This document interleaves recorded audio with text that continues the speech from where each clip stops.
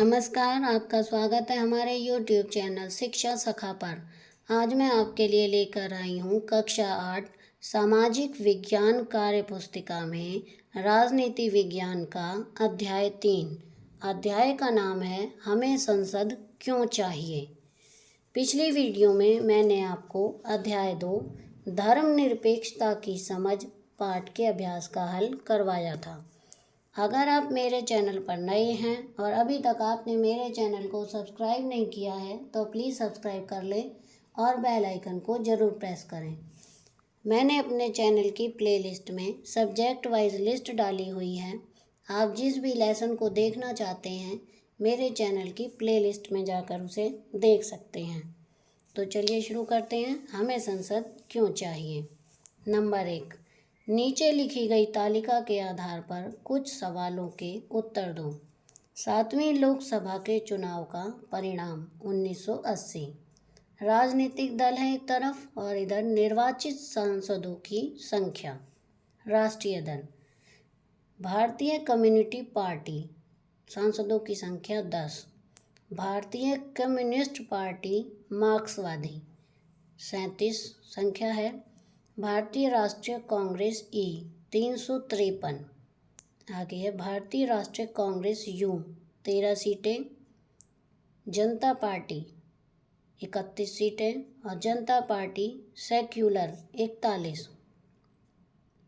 क्षेत्रीय दल हैं ऑल इंडिया अन्ना द्रविड़ मुनेत्र कड़गम 2, द्रविड़ मुनेत्र कड़गम द्रमुक 16 सीटें, all India forward block 3, Jammu and Kashmir conference 3, Kerala Congress 1, Maharashtrawadi Gomantak 1, Muslim league 1, revolutionary socialist party 4, Shiromani Akali Dal 1, Sikkim जनता परिषद 1, झारखंड पार्टी 1, निर्दलीय 9।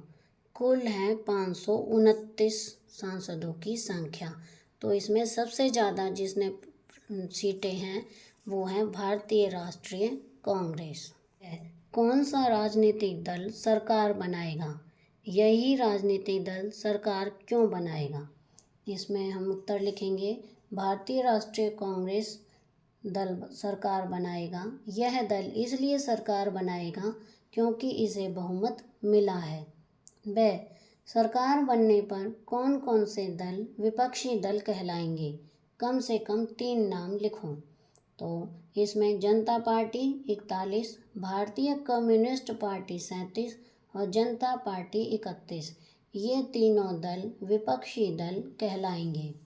स, इस लोकसभा के चुनाव में भारत को कितने निर्वाचन क्षेत्रों में बांटा गया है। इसमें है 529। द, लोकसभा की कार्यपालिका के सदस्य किस राजनीतिक दल के होंगे। इसका उत्तर है भारतीय राष्ट्रीय कांग्रेस। दूसरा प्रश्न है नीचे लिखी तालिका के आधार पर कुछ सवालों के उत्तर दो। 15वीं लोकसभा के चुनाव का परिणाम 2009। एक तरफ है राजनीतिक दल और एक बार निर्वाचित सदस्यों की संख्या। तो भारतीय राष्ट्रीय कांग्रेस 206, भारतीय जनता पार्टी 116, बहुजन समाज पार्टी 21, भारतीय कम्युनिस्ट पार्टी 4, भारतीय कम्युनिस्ट पार्टी मार्क्सवादी 16, राष्ट्रीय जनता दल 4, राष्ट्रीय कांग्रेस पार्टी 9, क्षेत्रीय दल Samajwadi party 23, Janata Dal you 20, Trinamool Congress 19, Dravid Munnetra Kazhagam Dramuk 18, Biju Janata Dal 14, Shiv Sena 11, all India Anna Dramuk 9, Telugu Desam party 6, राष्ट्रीय Lokdal 5, Shiromani Akali Dal 4, national conference 3, Janata Dal S 3, मुस्लिम लीग 2, झारखंड मुक्ति मोर्चा 2, तेलंगाना राष्ट्रीय समिति 2, असम गण परिषद 1, अन्य 17, निर्दलीय 8। कुल 543 सीटें। आगे है इस लोकसभा के चुनाव में बहुमत प्राप्त करने के लिए एक राजनीतिक दल के कितने सदस्यों को चुनाव जीतने की ज़रूरत है? इसमें हम लिखेंगे 272। क्या इस चुनाव में किसी एक राजनीतिक दल ने बहुमत प्राप्त किया है? अगर नहीं तो सरकार कैसे बनेगी? इसमें हम लिखेंगे कि नहीं, किसी भी दल ने बहुमत प्राप्त नहीं किया है, सरकार गठबंधन से बनेगी। निर्दलीय सदस्य कौन होते हैं? अपने शिक्षक या दोस्तों से पता लगाइए। निर्दलीय हैं 8, और जिनका कोई दल नहीं होता उन्हें निर्दलीय कहते हैं। तीसरा प्रश्न है, हमारे देश में स्थानीय स्तर पर पंचायती राज या नगर निकाय, राज्य स्तर पर विधानसभाएं और देश के स्तर पर लोकसभा व राज्यसभा है।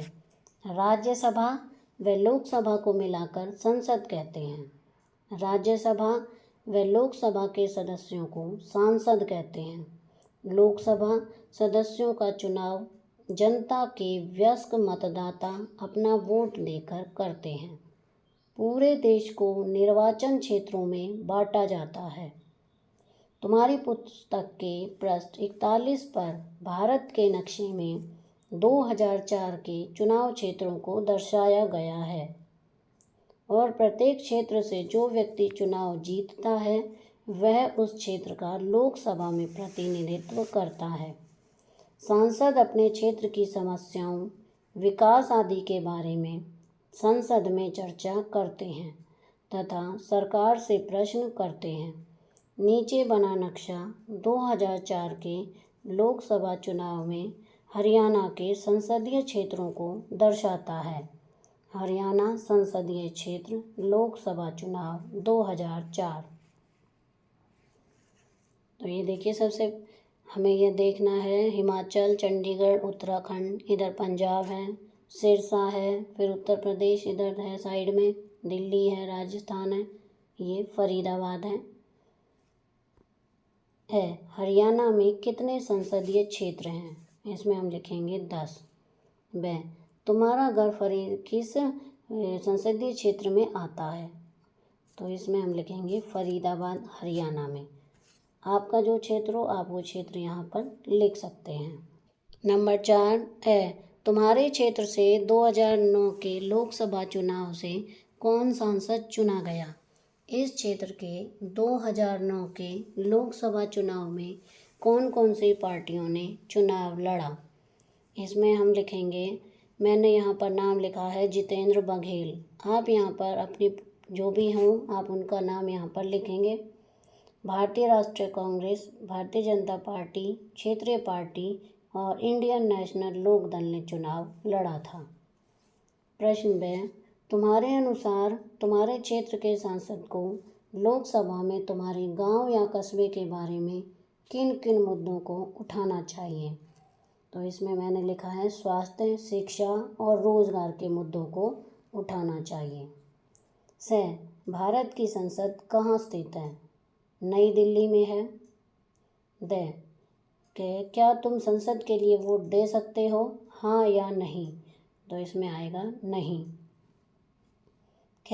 यदि नहीं तो इसका क्या कारण है? नहीं, क्योंकि मतदान की आयु 18 वर्ष है और आप 18 वर्ष से अभी कम हैं। 5वां प्रश्न है लोकसभा में जब किसी दल को बहुमत नहीं मिलता तो इस स्थिति में सरकार का गठन कैसे होता है? इसमें हम लिखेंगे अन्य पार्टियों से गठबंधन द्वारा होता है। विपक्षी दल क्या होता है? जिस दल को बहुमत न मिले, बहुमत वाले दल के बाद सबसे बड़ा दल हो। 6 वर्तमान केंद्रीय सरकार के गठबंधन का नाम क्या है? इसमें कौन कौन से राजनीतिक दल शामिल हैं? इसमें हम लिखेंगे भारतीय जनता पार्टी यानी भाजपा। भारत के प्रधानमंत्री का नाम क्या है? इसमें हम लिखेंगे श्री नरेंद्र मोदी। आगे है 5 केंद्रीय मंत्रियों के नाम व उनके विभाग लिखो। नंबर 1 श्री राजनाथ सिंह, रक्षा मंत्री। श्री अमित शाह गृह मंत्री। 3 नितिन गडकरी सड़क परिवहन एवं राजमार्ग मंत्री। नंबर 4 श्रीमती निर्मला सीतारमण, ये वित्त मंत्री हैं। नंबर 5 श्री नरेंद्र तोमर, कृषि एवं किसान कल्याण मंत्री। 7वां प्रश्न है संसद में अलग अलग आर्थिक और सामाजिक समाजों से आने वाले लोगों की संख्या बढ़ती जा रही है। क्या तुम्हें लगता है कि यह एक सकारात्मक बदलाव है? क्यों या क्यों नहीं? इसमें हम लिखेंगे हाँ, सकारात्मक बदलाव है। इससे हर वर्ग व हर समाज की आवाज़ उठेगी। ब संसद में अनुसूचित जाति तथा अनुसूचित जनजाति के लोगों के लिए आरक्षण है।